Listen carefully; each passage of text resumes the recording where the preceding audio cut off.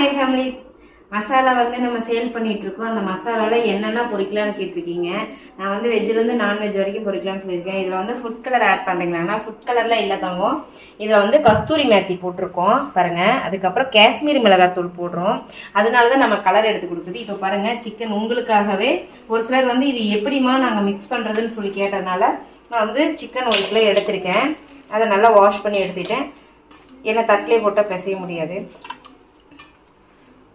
நம்ம வீட்டில் அரைக்கிற மசாலா இது வந்து ரெசிபி கேட்டிருந்தீங்க. இது நானும் இன்னொரு அக்காவும் சேர்ந்து பண்ணுறனால அந்த அக்கா இன்னும் எனக்கு பர்மிஷன் தரல. நான் இந்த ஸ்பூனில் வந்து ஒரு 3 ஸ்பூன் அளவு நம்ம அரைக்கிற மசாலா எடுத்துட்டேன். இப்போ இதிலே வந்து உப்பு காரம் எல்லாமே இருக்குது.